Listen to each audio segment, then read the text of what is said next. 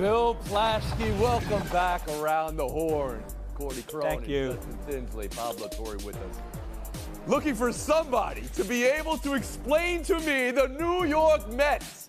People have tried for millennia and haven't been able to. Mirrors, magic wands, whatever. All it matters is they won the ball game. And there's not a thing in the world that can explain Kirk Cousins either. But did Tampa lose this game when they picked this ball off? Let's go around the horn. Did Tampa lose or did Atlanta win? Oh, you're trying to produce today's show? Is that what's happening over there? Good question. A timeless question. Falcons walk off. I've had a hard time getting any of you to believe in Kirk Cousins and the Falcons. 509 in your face, 4 touchdowns in your ear, overtime primetime win in your other ear. And the Bucs today may be having a hard time figuring out how they lost the game up 3 with the ball, 1st and 10 on the Atlanta 28 with under 2 minutes to go.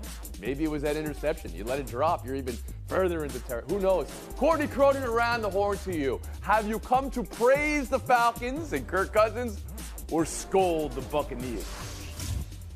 Tony, this is why the Falcons bought into Kirk Cousins and gave him that $180 million contract as a free agent because of what you saw in the final moments of those games. Now, he's played 5 games with the Falcons. We've seen him throw a game-winning touchdown 2 times in the final minute of the fourth quarter or overtime. Again, there was that game in week 2 against the Philadelphia Eagles. But these close games in a tight division where you've got 3 teams right now vying for first place in the NFC South between the Falcons, the Bucs, and the Saints, Kirk Cousins is 17-6 in games decided by 8 points or fewer since the start of the 2022 season, and he does it in such an efficient manner. 500 yards is such a eye-popping statistics for quarterbacks. We haven't seen it done since 2021, but he was so efficient attacking the middle of the field, getting Kyle Pitts, Drake London, Kadero Hodge there at the end of the game, and of course Darnell Mooney involved. That you see that this is only the beginning for a team that's eyeing that top place finish in its So you've come to praise the Falcons. Bill Plaschke, praise the Falcons, scold the Buccaneers.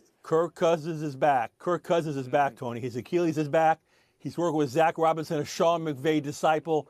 Their offense is clicking. Okay. He found 7 different receivers. Yeah. For 5 of them for 60 yards or more, and he found Kyle Pitts. Kyle Pitts is back, 88 yards. I think it's more than he's had in the previous career. Kirk's had 5 comeback game-winning drives in the last 5 years. He's the master of doing this. I'll tell you what, Tony, he's headed for the Hall of Fame. Oh, here we go. So he has been such a polarizing figure among NFL fans and maybe even more specifically Vikings, Washington, and now Atlanta fans. Pablo Torre, are you here to praise Kirk Cousins for figuring it out? No, Tony, look, I want to praise him for being a Houdini-like figure this season. It's really impressive, all these comebacks. The question you have to ask yourself is, why are they always in these near-death scenarios? At a certain point, the fact that you're in this many close games indicates that maybe you're due for one of these coin flips to go the other way. And I say this because the Bucs did choke away this game. Tony, that touchdown pass to Kadero Henderson, it was a hitch that he caught at the 40. I was counting all those missed tackles. There were about 5 or 6 of them. And of course, after the game, the Bucs come out and say, look, we were in man. He had some angles on us, and all of which is to say they choked this away. So to me, of course, praise Younghoe Koo. Yes, praise Kirk Cousins. But man, this was a blown opportunity in a textbook fashion for the Tampa Bay Buccaneers. And Justin Tinsley. You know, to be fair, Pablo, we have seen this go the other way for Atlanta. It was week 1 versus the Steelers when Cousins threw an interception at the end that cost him the game. But look, I understand the knocks against Kirk Cousins, but as Courtney said, this is why you signed him, because we've seen Atlanta lose game after game after game over years just like this. And look, I'll get back to Cousins in a moment, but credit the entire team, the defensive adjustment they made in the second half by going with less pressure. Their kicking game is always consistent, but this was the most important Kirk Cousins stat of the night.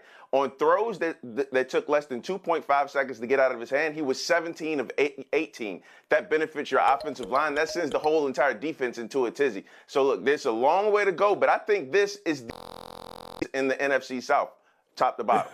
The best offense in the NFC. Oh, which started the Yeah. year as a a house of fire. Yeah, Courtney, they were back playing the in. Panthers and the Cowboys. Back to Pablo, I mean, the reason that there's all these near-death sort of experiences is because the NFC South has proven it's a really tough division. Kirk Cousins got them into position to kick that game-winning field goal last week, and then, of course, what happened this week. This is not a one-team division in the playoffs. I think that they're going to be fighting for 2, maybe even 3 teams at this point, because we're seeing how competitive a division is that was left for dead last year. That's a little bit of a hot take. But the hottest of hot takes was Plaschke, who just steamrolled through the entire game last night and put Kirk Cousins in the Hall of Fame. Let's go around the horn on our Bill Platt. Hold on a second, Bill. Tinsley?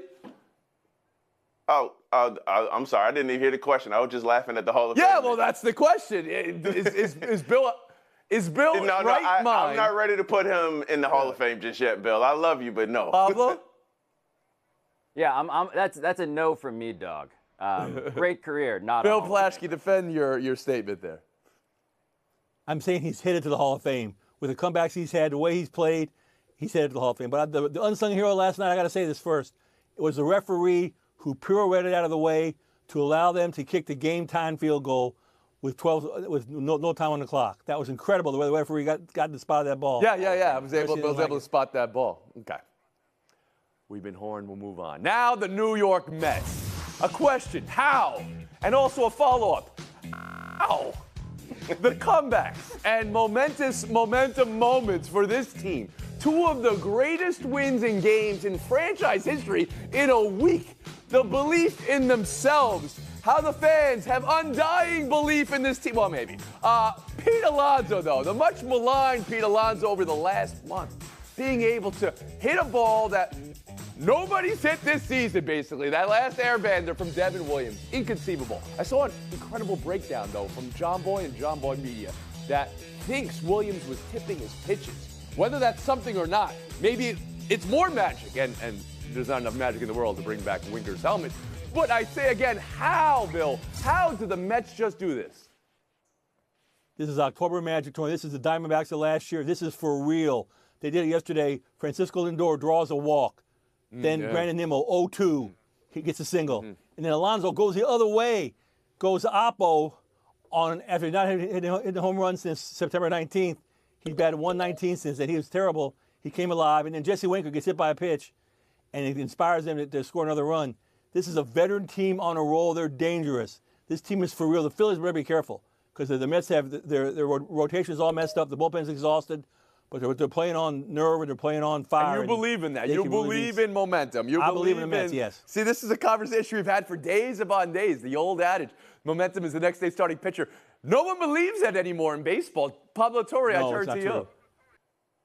Yeah, it's just that this was too cinematic a series. This whole week for the Mets has been too cinematic, doubleheader. Well, what does too course, cinematic mean? What does that even mean, Pablo? It's not sustainable. It means that we're saying momentum. No, this is a special coinciding of random chance resulting in a team absolutely being clutch. Right? The clutchness in these games so clear to me, but the sustainability of it, Tony, I just don't expect it's not happened before. The first 3 games of a series end up being these game-changing, come from behind. We just haven't seen it in baseball history the way it's happened. And so to me, of course, I praise the Mets. And I also acknowledge something key to the Mets experience, which is, yes, for all of the fun, this has also been incredibly frightening. Talk to your Met fan friends, check in on them. Yes, it's so joyful. Yes, they've also lost years of their life in a real way. They've already been through it all. You can't hurt them. Courtney Cronin, you were shaking your head no at Pablo's idea that this is just an aberration and it's unsustainable. Go, please. Like this. Because yesterday is not the greatest day. Today's the greatest day. Why, you ask? Because they have an off day. They played 8 games in 7 days. So having today to get everybody in their pitching staff at full strength is great for the New York Mets. They didn't have Edwin Diaz or Phil Maton for Game 1 of the Wild Card Series. They didn't have David Peterson or Tyler McGill. Kodai Senga may be coming back. There's all of these things that are starting to stack themselves in the favor for this Mets bullpen, their starting rotation, things that usually at this time of October end up helping your team take the momentum that they've already caught and run with it. Justin Tinsley, how did this happen? If we can just drill down on last night, take me through the night. Take me through Pete Alonso's at bat. Look, Tony, I'm the biggest believer in momentum, especially when it involves October baseball. We saw it last night. This is a team that has been riding momentum since June. They own momentum right now. And look, Pete Alonso was 111 in this series. He was batting 122 since September 19th. And this guy hits an opposite field home run in the same series where he actually tripped over a bat trying to get the base.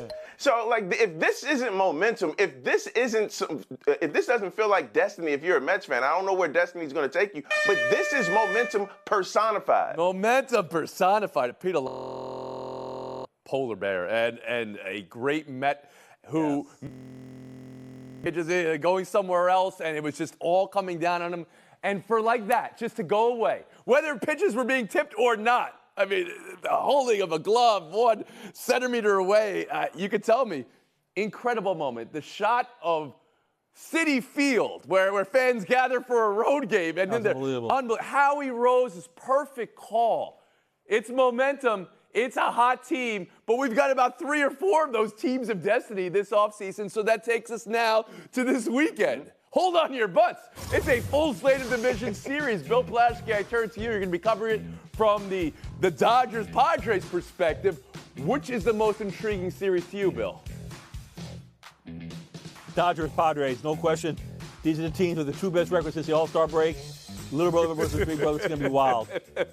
Everybody has a different day that they start. This is the hottest team from June. It's the Mets. This is the hottest team from August. It's Detroit. The hottest teams from the All-Star break. But that rivalry, you're going on San Diego and L.A. You didn't even mention Ohtani in his first postseason. Courtney Cronin, most intriguing matchup? Yeah, big shock that Bill picked the LA team there. I'm going to actually go with Mets and Phillies because think about the teams that have beaten the Brewers in the postseason. Every single one of them has gone on to play in the World Series, so no pressure for the Mets. Justin Tinsley?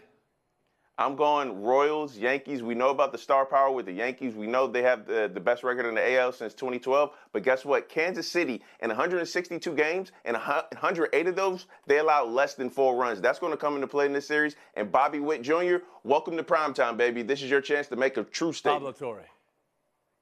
I'm going to go Dodgers-Padres, but I'm going to give you the fact that Bill would not mention was that the Padres are 8-5 against the Dodgers in the regular season. There is an upset brewing here. Okay, that's what I want to hear. As we go to break, make your upset pick. I just heard Padres from Pablo. All right. Padres. Tinsley and Royals over Yankees. Cronin, an upset pick.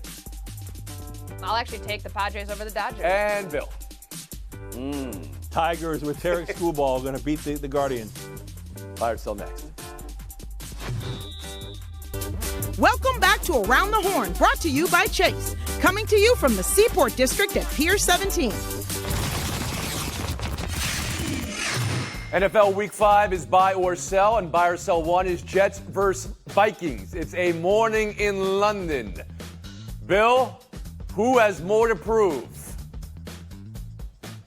The last time the Vikings were 4-0, 2016, they ended up the season 8-8 and didn't make the playoffs. I still don't believe in the Vikings. I still don't believe in Sam Darnold. Their new defense is first in sack and first in blitz percentage. I still don't believe. Maybe I'll believe it. All right, so they need to prove to you, to borrow a phrase long in the history of the show, they need to prove to me that they are who they say they are this week. Courtney Cronin, who has more to prove? They've already proven it. They've beaten 3 playoff hopefuls in the Texans, San Francisco 49ers, and then, of course, what they did last week. I think it's the Jets. Offensively, they're a mess. They didn't score a touchdown on the Broncos. Breece Hall had 4 carries for 10 yards and, of course, whiffs on that 4th and 10 that gets Aaron Rodgers sacked, one of the 5 that he took last week. If they don't get the train back on the tracks after having one good performance against a Patriots team that might be number 1 in the draft order next week. All right, so you need to see them beat an undefeated team this weekend abroad. Justin Tinsley, how about you? Yeah, I'm going with the Jets. Even when they won their 2 games this year, they still didn't look good. Aaron Rodgers has gone 27 straight games without having 300 passing yards in the game, and it's probably going to be 28 in London on Sunday because the Vikings lead the league in sacks. The New York Jets absolutely cannot come back to America 2-3. That just cannot happen. They have to win on Sunday. They're playing a team that has been better than anybody looking in the entire league so far. Pablo Torre. Hey, that's their problem. Yeah, and just read in between the lines of what Courtney and Justin just said. They don't believe in the Jets. Nobody believes in the Jets at this point, Tony. So what do they have to prove? if we were all of the conclusion that, okay, this is not going to be a good season for them. To me, the answer is obviously the Vikings. It is specifically Sam Darnold. It is specifically the guy, of course, who said, I'm seeing ghosts out there. He has the opportunity, of course, to be the thing that haunts the Jets. And also, clearly, be a Hall of Famer, according to Hall of Fame. All right, voter. we're not doing this. I appreciate If he wins this game. I'm just concluding. Conclude over there in the Conferring between the background lines. here. Put the Sam Darnold revenge game. You've got Minnesota. It sounds like Pablo Torre. Tinsley, are you going to Yes. go with the Jets since they need it more? Yeah, I'll go with the Jets. It's not You a don't confidence. sound like you are. Courtney Cronin, who you got? I'm taking the Vikings. Lasky, who you got? I'm going with the Jets because I still don't believe in the Vikings. Buy or sell 2 Bills at Texans. Stephon Diggs revenge game. What a nice segue here. Courtney, another proof question. This is who has the most to prove because it's the Bills or it's the Texans or it's a personal Stephon Diggs prove or personal Josh Allen prove. Let's see where you're going here. Divorce can be good for everybody, and I think that we've seen this so far. The Bills have the number 2 scoring offense, number 2 in EPA per play. Stephon Diggs has 3 touchdowns on the season. So as far as those individual storylines, I think they're played out. However, Buffalo got blown out on the road last week. They're a dangerous team that is going to be sans Khalil Shakir, sans Ed Oliver, sans Von Miller. So for them to go down to Houston and come away with the win is all the proving ground that you need. Who's got more to prove? This one, Justin Tinsley. I'm actually going with the Texans because they're still trying to prove that they're one of these up-and-coming and productive teams. Now, here's the stat line. It all comes down to this. C.J. Stroud, both of his INTs have come against the zone. He's 25th in the league in completion percentage against the zone. And the Buffalo Bills, they play zone 75% of the time. If he can figure out Buffalo's zone, then they'll win the game. Pablo Torre. The Bills set fire to their own cap sheet, basically, in order to get rid of Stephon Diggs, who was, of course, an incredible, incredible weapon for Josh Allen. So to do that, it just says how bad it was behind the scenes. So to me, it's the fact that the Bills need to beat this guy so they don't have to hear from this guy taunting them, getting the best of them in a couple of different ways. And Bill Plaschke. Yeah, this is a total grudge match. Pablo's right. They hated Diggs so much they ate $31 million in salary to get him out of that locker room. Yes. Players said he sucked the energy out of the locker room. Okay. They're so down on him. He needs to prove to them this is a grudge match. This will be great. This is going to be great. Bill, you're a Bill. Who you got? I got the Bills. I thought you might. Courtney Cronin. I've got Buffalo on the road. Justin Tinsley with some conviction this time, maybe. The Houston Texans, And Tony. Pablo Torre. I have the Buffalo Plastics. Yeah. Yes. Torre. Cronin, thanks for your time. Plaschke, Tinsley. That's our showdown. Yeah. Around the Horn is presented by the refreshing taste of Twisted Tea Hard Iced Tea. Please drink responsibly. Part of Happy Hour. Bill Plaschke, Justin Tinsley. Good luck in showdown. Champions with their back against the wall. Aces three-peat dreams on the line. Vegas, New York, Game 3 is tonight. They win. Back for Game 4 on Sunday, so we need to know if they're going to survive the weekend. You heard Becky Hammond apply some pressure, motivation, some scold to her team. Bill, what must the champs do to stay alive when we come back Monday? There's nothing they can do, Tony. This series is over with. New York has beaten them 5 times this year. They're going to win again. The Aces are without Kia Stokes. They're missing her. They're missing that mojo they had last year. There's something off of this team. They haven't been the same team. Plaschke's calling it over, Tins. You believe it? I'm not calling it over. No, I think the Aces survived tonight off defense. Look, in Game 2, they allowed the Liberty to go 20 or 24 on layups. Hey, maybe stop giving up easy layups. And Jackie Young, play some defense on Sabrina Ionescu. I think they win tonight, but I don't know if we make it through the weekend, Tony. Oh, so you're So it's over, also Justin. underestimating the So heart you said of a it's champion. over. Okay, well, that's it. I said, no, you asked me about Aces, tonight. I said make it You through asked the me about weekend. I said tonight. make it through the weekend.